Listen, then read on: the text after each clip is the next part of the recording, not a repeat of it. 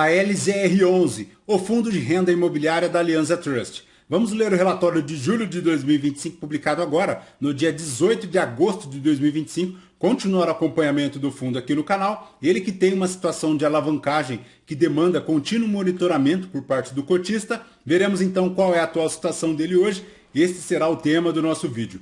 Ele iniciou as atividades em 2018, relativamente consolidado aí no mercado secundário, tem um patrimônio líquido hoje na casa de 1 bilhão 317 milhões, a cota patrimonial se tornou base 10 recentemente, R$ 10,77 por cota, ele tem 259 milhões em caixa, 165 mil cotistas e na data que eu gravo com vocês, o ALZR11 cota na B3 a R$ 10,02, fazendo um P sobre BP de 0,94, uma variação positiva nos últimos 12 meses de 2,75%. A cotação chegou aos 9,44 agora em dezembro de 2024 e desde então fica naquela recupera e não recupera, permanecendo na casa dos R$ 10, bem próximo aí do valor patrimonial. A última distribuição do fundo veio agora, com um pagamento no dia 25 de agosto de 2025, 8 centavos por cota, decresceu um pouquinho. A distribuição anterior, que foi de 9 centavos por cota, ele volta então ao patamar que ele vem distribuindo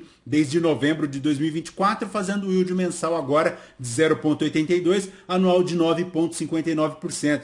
Se o cotista tivesse investido R$ 1.000 em ALZR11 há 2 anos, teria hoje R$ 1.028,70, já considerando o reinvestimento dos dividendos. Conforme vemos aqui no gráfico do investidor 10, o ALZR11 sofre bastante em relação à sua rentabilidade, rendendo apenas 2,87%, enquanto o CDI retornou 24,7%, o IPCA 9,71% e o IFIX 7,05%. Então, ponto de atenção na rentabilidade aí do ALZR11. Mas, voltando aqui para o relatório, a gestão comenta que em julho os aluguéis dos CDs Mercado Livre e Oba tiveram os seus aluguéis reajustados pelo IPCA, além das 2 lojas do Oba lá em São Bernardo e São José do Rio Preto. O reajuste foi de 5,3% e com isso a metade dos imóveis do ALZR já tiveram seus aluguéis corrigidos pela inflação neste ano, ponto positivo. A gestão destaca aqui também um crescimento expressivo na base de cotistas, 1.200 a mais do que o mês anterior, chegando a 165 mil cotistas.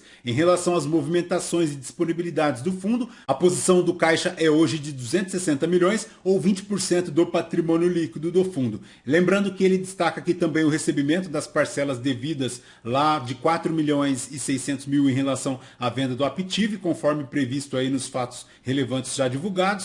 E em relação ao recebimento também de 3 milhões e 100 lá do imóvel IPG, em linha com o que foi divulgado lá em 2024, lembrando que estes foram os recebimentos do mês aqui do fundo. A distribuição do fundo agora para 25 de agosto é de 8 centavos por cota, como comentamos, e ele segue carregando uma reserva de lucros de 4 centavos por cota, então ponto de atenção. Em relação ao guidance aqui do segundo semestre de 2025, fica lá na casa de 8 centavos por cota, então o cotista não precisa esperar nada além disso do que 8 centavos por cota até dezembro de 2025. Lembrando que a gestão destaca que ela não considera os resultados advindos da venda de ativos, então ponto de atenção. O volume médio na B3, 1 milhão e 400, 165 mil cotistas, 1.200 novos investidores no mês. Em relação ao P sobre VP, segue lá abaixo da mediana de 0,96 e como comentamos, na casa de R$ 10 aí no mercado secundário. Para a DRE do fundo em julho de 2025,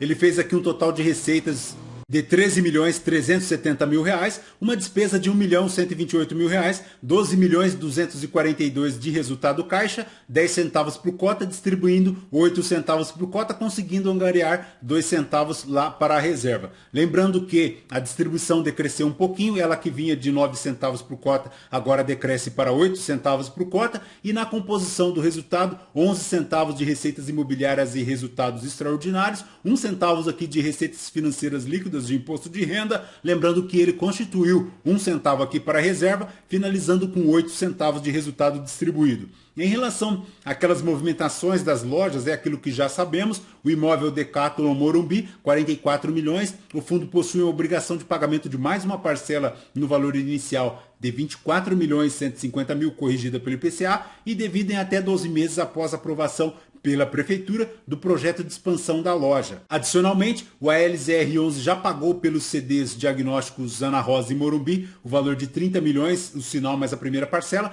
e possui uma obrigação de pagamento de mais 2 parcelas semestrais de 15 milhões. Em relação ao CD locado para o Mercado Livre aqui em Ribeirão Preto, o ALZR poderá desembolsar o valor de 5 milhões referente à parcela de retenção, e as lojas locadas ao Açaí, para a loja Açaí Rio de Janeiro, o valor adicional de 10 milhões, a ser pago agora em novembro de 2025, e para a loja Açaí Guarujá, tem aí o valor de 18 milhões e 700, será pago na data de fechamento do negócio, além de um valor fixo de até 21 milhões de reais a ser pago em fevereiro de 2026. Em relação às parcelas futuras a receber pelas vendas de ativos, tem lá a venda do imóvel IPG, 19 milhões e 500, o fundo já recebeu 2 milhões, 3 milhões e 100 corrigidos agora no mês 7 de 2025 pelo IPCA, lembrando que ele receberá também agora 14 milhões e 500 mil reais em algumas parcelinhas. Para este imóvel do IPG, a gestão destaca aqui também que o ALZR já havia recebido uma multa de 5 milhões e 200 pela rescisão antecipada do contrato de locação lá em julho de 2023. Já para o imóvel da Aptiv, cuja venda foi estabelecida no valor de 47 milhões e meio, o ALZR já recebeu 5 milhões e também integralizou as cotas lá do GGRC11, lembrando que essas cotas já estão aí integralizadas no fundo, fazendo um complemento em relação ao resultado. Já no imóvel Santillana, 53 milhões, a primeira parcela de 3 milhões e 750 foi recebida agora em maio de 2025, fazendo um lucro adicional do fundo aí na casa de 0,008 centavos por cota no primeiro mês e um incremento médio de 0,003 por cota nos próximos 39 meses. Lembrando que ele tem ainda para receber deste total em relação aos valores adicionais de R$ 1.250.000. Para as obrigações aqui do fundo, pessoal, monta a ordem de 491 milhões, ponto importante ficar atento aqui, porque são 7 CRIs ao todo, o maior deles formando aqui para o TSER11, que é o imóvel lá da do Ponte, 93 milhões, mas ele tem aqui também para a Dasa Sumaré e Ascendino Reis, tem a Coca-Cola Fenza, tem a Oba do CD de Sumaré, tem o Mercado Livre Ribeirão Preto, o Açaí Rio de Janeiro e o Aliança Digital com escala Data Center lá no Rio Grande do Sul. O fluxo de pagamento prevê que o fundo tem 260 milhões aqui em caixa, além de cobrir, segundo a gestão, 5 anos das obrigações futuras com amortizações dos CRIs e compras parceladas do ativo, finalizando lá 2030-2041 negativo de 292 milhões. Então, ponto de atenção, porque agora, em 2025, ele tem para cobrir 71 milhões de reais aqui para as compras de ativos e 12 milhões e 700 em relação aos seus CRIs. A dívida total aqui do fundo com alavancagem chega na ordem de 46,3%, lembrando que ele tem um patrimônio líquido na casa de 1 bilhão 317, 555 milhões de obrigações de CRIs e 54 milhões por aquisição de imóveis, 259 milhões em caixa, 46,3% de relação de obrigações futuras com patrimônio líquido, então ponto de atenção. Lembrando que ele tem em relação às suas obrigações futuras com um ativo uma relação de 35,1%,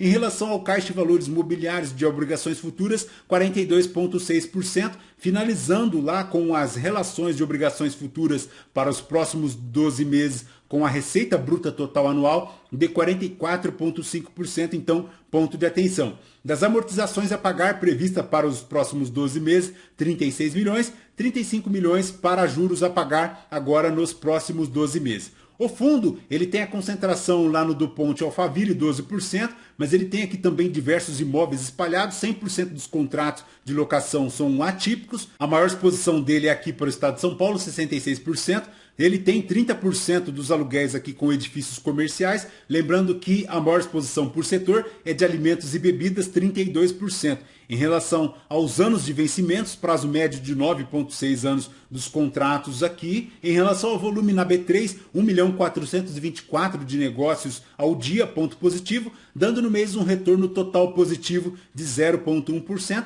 crescendo demais aí na linha de cotistas, chegando agora a 165 mil, ponto positivo, porque agora, em abril de 2025, se não me engano, ele tornou base 10. Em relação à rentabilidade do fundo, ponto de atenção, porque ele tem uma diferença positiva de 25 pontos em relação ao IFIX, desde o IPO lá em 2018, ponto de atenção.